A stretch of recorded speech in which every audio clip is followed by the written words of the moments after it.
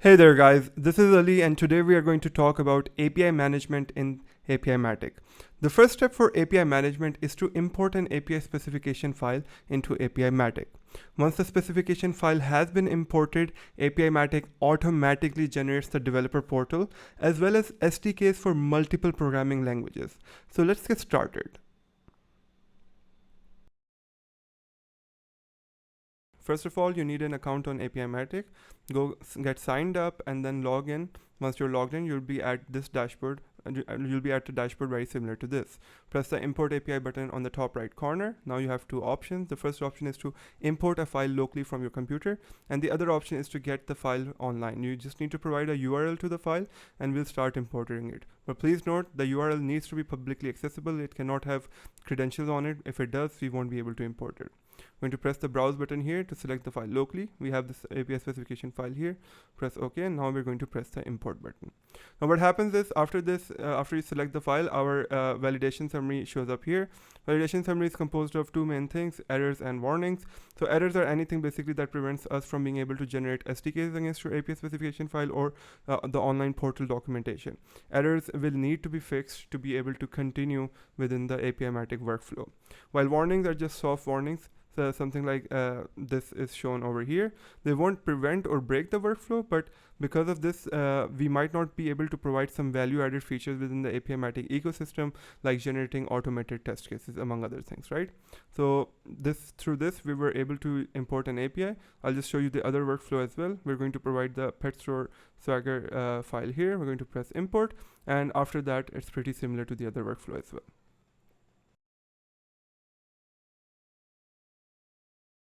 So after successfully importing our APIs into the APIMatic dashboard, we're going to get these tiles here. So each tile is an individual API, and we're going to look at some additional settings that we can perform here. So to pull up the additional settings, we're going to press on these three dot icons here. And the first setting we're going to look at is called the import API as new version over here. So what we're going to do is we're going to give it a new version, let's say version 1.8 over here. And then what we can do is we can select another API specification file. In this case, we'll select the calculator API specification file, and we can create version from API description file. So what this does is it'll import this new specification file and it will import it into the already existing API specification file we had here for the Swagger Pet Store.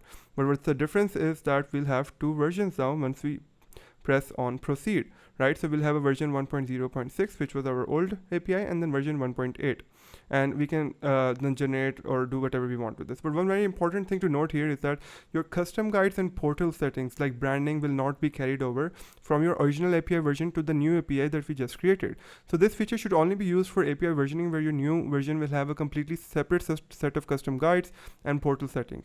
And if you have a different API altogether, what we recommend is you just import it as a new API through the dashboard. Alright, so the next setting we're now going to look at is called the replace existing version setting. So this setting allows you to override the existing version with another API. Think of this like an in-place import where your existing API version gets replaced by a new version. So select the version you want to replace. In this case, we only have one version. We're going to select it, and then we're going to select the API specification file we want to replace this with. So in this case, let's select calculator, and then we're going to press import. So that has successfully been replaced now, and now we have our calculator API specification file instead of the Swagger Pet Store specification file. One thing to note is that your custom guides and portal settings like branding and font settings will be maintained in the newly replaced version of the API as well.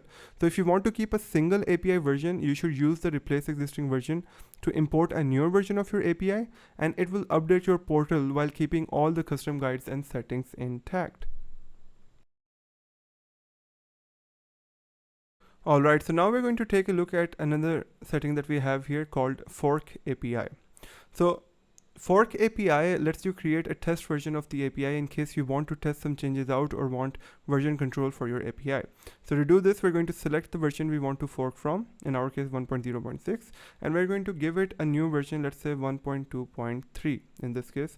Once we press proceed, it's going to start making that fork and it'll be successful.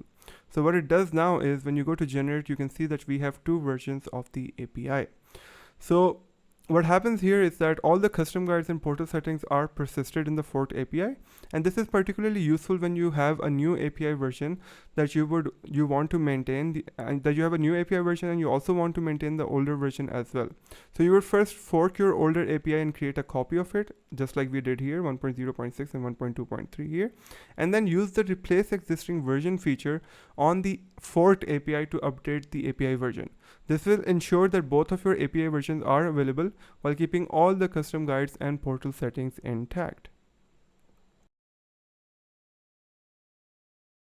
Alright, so now that we've covered most of the features related to importing within the APIMatic dashboard, we just want to show you some additional cool things that we have here at APIMatic. And one of those features is the option to be able to merge two API specifications.